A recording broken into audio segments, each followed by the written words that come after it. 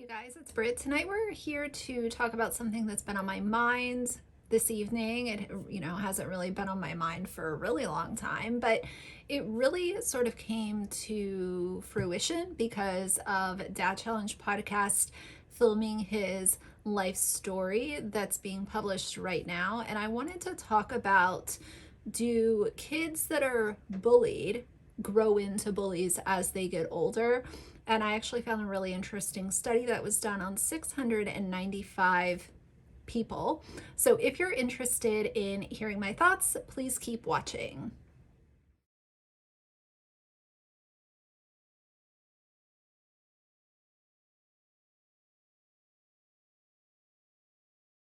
All right, you guys. So I think if you're a subscriber or viewer of my channel, you know how I feel about the Dad Challenge podcast. I was an early supporter of his, and then as of I would say late last summer, things started to unravel for me. And once they started to unravel, they completely disintegrated very quickly. And it was several things over the course of a short period of time. I've done other videos about him and why I think that he's become very problematic and toxic. So that's not what this video is about, but I did want to give a quick intro as to why I'm even talking about this. But there was a subscriber that asked me, hey, what do you think about Josh's life story dropping right now when he, the timing is very interesting because he is under so much scrutiny, and many commentary channels and other channels, not just commentary. A lot of other YouTubers are calling him out, and they have been pretty consistently for the last couple of months. And as of the last week or so, because of his Hillsong documentary debacle and kind of what he let slip in that, the coverage has really picked up. And I personally believe that he's probably feeling a lot of pressure. The guy doesn't like being called out. So for me and my speculations, allegedly, I believe that this life story is being published right now for a purpose, and that's your decision to make. Now, to be fair, I did watch the first two that he published just to get an idea of what, his younger years were like. And Josh has talked before about how he was bullied relentlessly in school. He was very poor, and he was teased for his clothing, his shoes, the fact that he was poor, everything that he makes fun of people for now, he was made fun of, having a very tough home life, not having a lot of money, not having breakfast. And I always thought that it was interesting that, considering how much he was bullied, that he would turn around and do it to other people. But a little while ago, he put something on his community page, and I want to read that. If you guys don't know, I was bullied myself as a kid. In high school, it got really bad for me. I hated high school. I didn't have many people that I could talk to or anything. I've done my high school experience story. I did that over a year ago. So if y'all are interested, you can check that out. I will link it down below. I actually drove over to my high school, which is, that was a little bit of an adventure just getting there. But I did a, quick story time. I didn't go into super precise detail, but if you guys missed that, then go check it out. The reason that I say that is because I'm coming from the stance of someone that was bullied for the way that I look, the way I dress, the way I talk, the way I, interact with other people. Like, anything that you can make fun of me for, I've been made fun of for from the time I was in high school. It's funny because YouTube sort of gives me flashbacks sometimes, but that's just people being petty and miserable online. When they have nothing else to criticize you for, they usually go for really shallow digs, and I have grown over time to be better at letting those roll off my back and not give them my energy and not give them the time out of my day. I have many other things that I could be spending my time doing, including creating more videos for my channel. But he put up this post. He said, I wrote this song like 11 years ago, and it still rings true today. This is how I feel about my convictions. I wrote this song about the bullies who made my life so hard that I almost took my own life. Stronger for it all. I miss being in a band. Those were the days. And he put a link to the Spotify song. And this really hits home for a lot of people. I think that a lot of us have been bullied. I don't think that it's something unique or different. So many kids go through, whether it's being verbally bullied, physically bullied, a little bit of both. I think we all have experienced, at least at one point or another, someone not being so nice. And once it starts to repeat itself, that's when you're dealing with a bully. That's when you're dealing with someone who likes to get your reactions and see you shut down or see you cry or see you try to fight back, because they thrive off of your energy and they thrive off your reaction to them being an asshole. The thing that I will say about the 2 videos that I watched about his life story so far, there is no denying that Dad Challenge Podcast is able to tell a story. When he speaks to people, they listen, and he knows how to deliver what might be, kind of a boring story. Not a lot of people are going to necessarily care about this random YouTuber's entire life story, especially when they're long videos with a lot of details. He can tell a story, and that's something that has made people gravitate towards his channel from very early on. And I think that also ties in with him being a former pastor and being able to speak to large groups of people and have them actually listen and have your words resonate with, many different people, many different personalities. And I think that that's really helped him on YouTube. Be honest with you about this. I want to talk to you about my influence that I had at my small church. So these guys have 15,000, 20,000 member churches. They're on TV in front of millions of people. They have a way bigger platform than I will ever have, okay?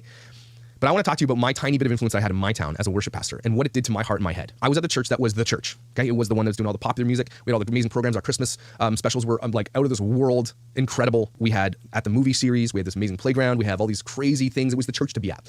But specifically for me, what I did when I came in was I started launching the Sunday morning experience the way that I thought the big churches were doing it. I would copy them and we would do it. And we became that place here. I will be completely honest with you, and this might be so dumb for me to say this, but it was going to my head. The music was becoming primary. The Sunday morning experience was the reason people were coming. And the pastor didn't like that. Even though that was the reason some of the people were starting to come, it's part of the reason I think I got fired. If he brings you to my channel because I'm funny and I'm snarky and you like to watch these bitches come down a couple steps, cool. It cringes some people how bad I can be on, how mean I can be to people. I get it. I do get it. But it's the conversation starter. People come for the snark and they stay for the data. I really sometimes wrestled with the fact that, is this a show? Is this a show? Because I would get those anonymous letters under my door saying, we don't like the performance of this and you're just performing and blah, blah, blah. Sometimes often wrestle with, am I performing?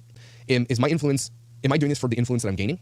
Am I doing this for the pats on the back, the hugs, the look from women? Am I doing this for myself for selfish reasons? And sometimes, as a human being, the answer is yes. The answer is I'm going to do this thing because I know that person's looking at me. Or I'm going to do this thing because I know it's going to get people to like me more. I will be completely honest with you, and this might be so dumb for me to say this, but it was going to my head. Don't come at me. Don't judge me for doing what I'm doing on this channel. I'm a bully and I'm doing this crazy. I'm gone too far. I'm not even close to going far enough anymore. If you're against me and what I'm doing on this channel, so be it. Keep your mouth shut, because all that does is makes you look bad. So, and the YouTube thing is the same thing. You get this influence and it really hits you. What I'm trying to tell you here is that nobody can just get around it. But at the end of the day, as sad and heartbreaking as his, childhood story, specifically with the bullying part of this, it's tragic. No kid should have to go through being bullied. But for me, what hearing about this did was really make him look worse for the things that he does on his channel on a consistent basis, because he is an online bully. Whether you want to veil it as snark, comedy, commentary, spilling tea, what he's doing is he is bullying other people, and he loves when he gets a reaction. The families that have reacted, or the influencers that have reacted to his call outs, he loves that attention. If you're a YouTuber or a TikToker and you specifically call out Dad Challenge Podcast and you have a decent following yourself, he will absolutely get giddy over the attention that he's received. And I think that that also kind of keeps him going. It keeps him, kind of like pushing the limit of what he's willing to say, what he's willing to talk about. And that's why so many people have looked at his content over the last year and a half, or, year at least. They've definitely seen his vocabulary change a little bit. The things that he's harping on continue to get more and more just irrelevant to the conversation of a channel using their kids for views. So either way, I'm not here to say that, if you didn't see it at this point in time, then you're just a dumb idiot. I'm just letting you know that there have been many people see his shift and see him get darker, and we're not even covering all of the other stuff like the doxing, the encouraging people to go real life. We're not even talking about that in this video. If y'all are watching this, you probably know all about his problematic past on YouTube, and present and future, because let's be honest, it's not going to get better anytime soon. But I want to share this study with you because, like I said, 695 people were put into this study, and the University of Ottawa actually did this, which I think is really interesting because Josh is Canadian. So Josh, listen up. Your Ottawa did a study that is actually very representative of who you are. So it says why some victims become bullies. There's research that proves it.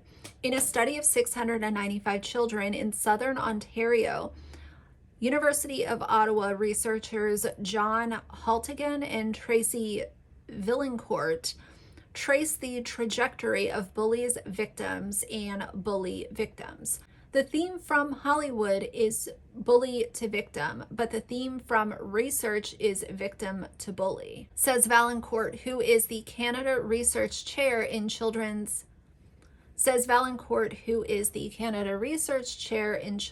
Mental Health and Violence Prevention. The study, published this year in Developmental Psychology, follows students from grade 5 until they entered high school. Each year, the students were asked how much they were bullied by their peers and how much they bullied others. Then they and their parents were also asked questions about mental health issues such as depression, anxiety, and hyperactivity. And I do want to throw in here that Josh did say that it wasn't only his peers and other kids that would bully him, but he was also bullied by his own teachers. Now, on the flip side, he was also treated really good by some of his teachers, and they were really profound in being what a role model or a teacher should be, and stepping into his life and giving him a hand to hold, not literally, but in the sense of having someone that he felt safe around to a certain extent. So I think it's really important to highlight both of those as well. It continues. As Anti-Bullying Week winds up, we asked Valancourt about this group of kids. The first question says, what did you already know about bully victims when you started this research? What were the unknowns? She responded, I knew that bully victims were the most impaired group. They tend to have more mental health problems than pure victims and pure bullies. What I did not know is how this group evolved. Did they start off as victims, bullies, or was there always a reciprocal relation? Our research showed that the path to bully victim begins with the victimization and not bullying. The next question is, It seems odd that this group would have more mental health problems than pure victims. Any theories on why this is? And she answered, I think one reason is because bully victims tend to be more impulsive than bullies and victims. This puts them at risk for interpersonal difficulties and mental health problems that they are externalizing in nature, such as delinquency. Moreover, they carry risk factors that are common to both bullies and victims. Now, this question has a really long answer, but I think that it's really important. My kind of big idea when I'm thinking of this entire situation is that you can feel for someone for what they went through when they were young, and you can isolate that as feeling for what they went through. But what I see a lot of times is, oh, because they had a rough childhood, oh, because they had, really rough years in high school, we're going to excuse what they're doing right now because they came from a really tough place, or their upbringing was really tragic. It was filled with a lot of hurt. And, if you do that, again, as I always say, that's your journey. But for me, it is unfair to excuse the hurt that someone is now causing present day because they had a really tough childhood. If I came on my platform and most of my videos, or, all of my videos were filled with really dark insults, veiled as snark, I was laughing at people, making fun of their toes, making fun of, like he's done with Brianna Kay, making fun of the way that she speaks. He has made fun of and degraded people for so many things that is outside of what they can even control. And I just think that it's so hypocritical to insert into a video how, you were teased for your shoes in school, and now you're constantly dragging people for the clothing that they decide to wear. That is not okay. You can feel for the child that went through that, but it should not lead to an excuse for the now adult bully that's doing it to other people, whether or not you like the people that are being discussed. I've always said I'm never going to be on the side of family vloggers. I know why it's wrong. I know why it's dangerous. I know why it's hurtful for the children involved and the potential, wreckage that their future could turn into at the hands of their parents, putting them all over social media. I totally understand that, and I'm never going to be on the vlogger's side.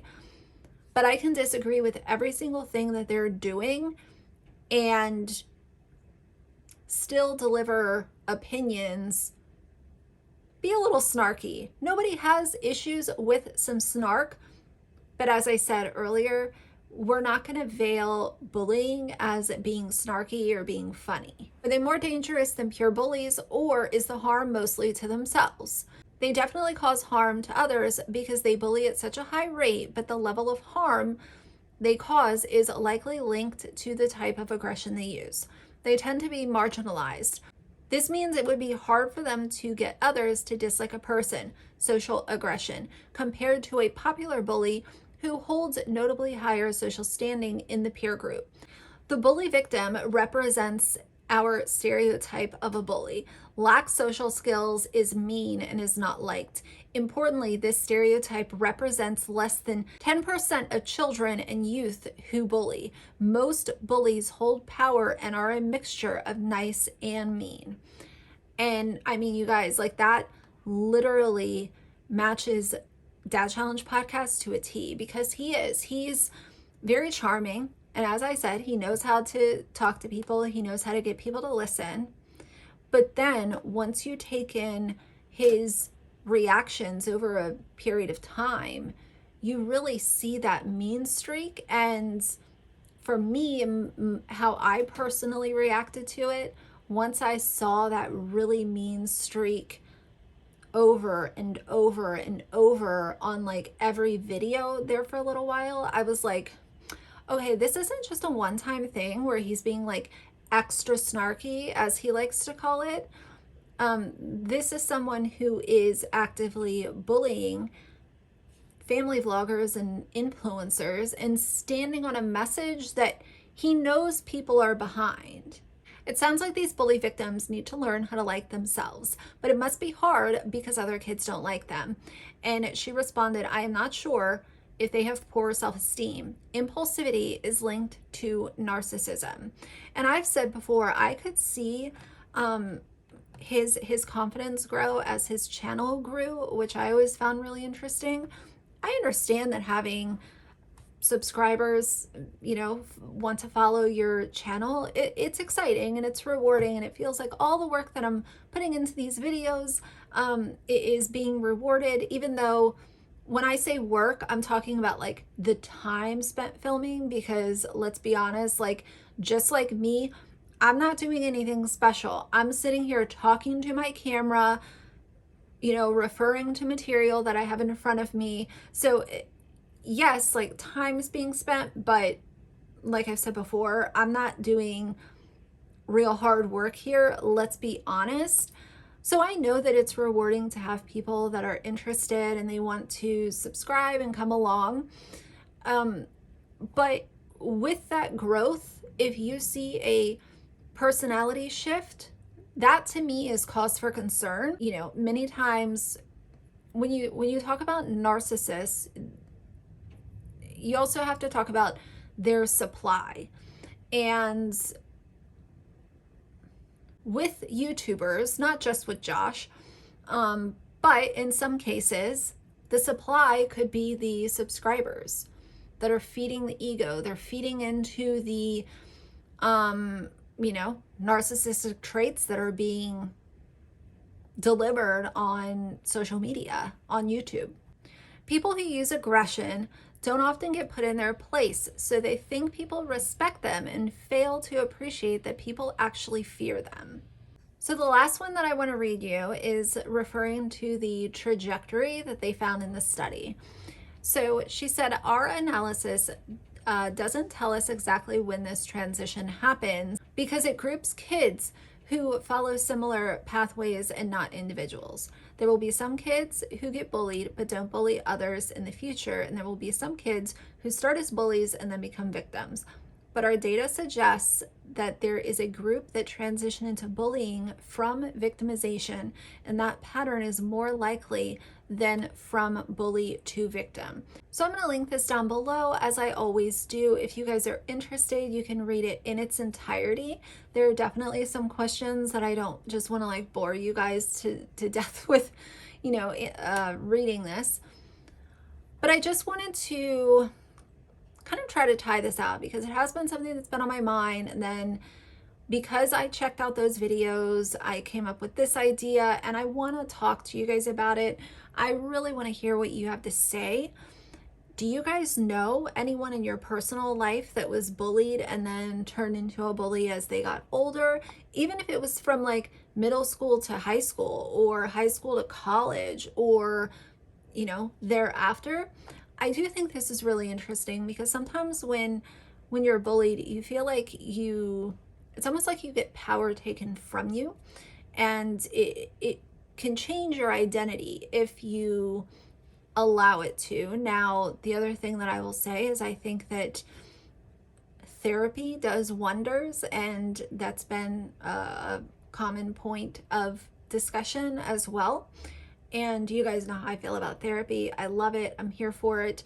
Let's not trauma dump and use your subscribers as therapists. Please go see a professional.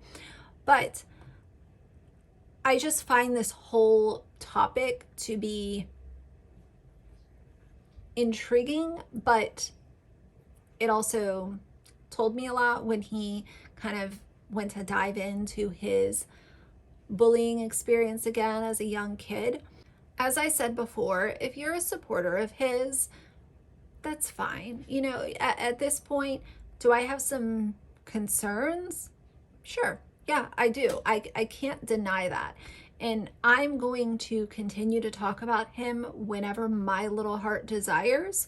because, as I've said before, I talk about toxic YouTubers and influencers. And if someone fits into that category, I want to be able to not have a bias to turn my head the other way, because that's not fair to my subscribers. My subscribers rely on my integrity and my honesty and, you know, me being respectful about the topics that I talk about. But I will not turn the other way if I see something with my own two eyes.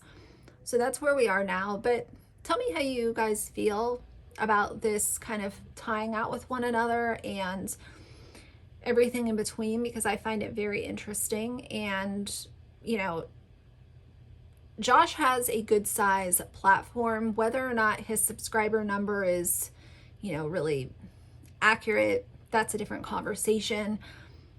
But he knows how to talk to people and he knows how to deliver a video. And that's why a lot of people I feel like there's a couple different people. There's people that were just like let down and like checked out, but there's also some people that are just holding out and hoping that he's going to change. And he might, but I don't think that he will, because I think that his behavior has gotten so much worse, especially over the last few months, that it's only going downhill. And it's a shame, because he could have done really big things with his platform and the way that he, you know, can get people to listen. So it's a bummer, but either way, that's not my problem. So just wanted to put this out there. So for now, if you like the video, please leave a like and a comment. And if you'd like to see more from me in the future, please subscribe. I'll see you guys soon. Bye.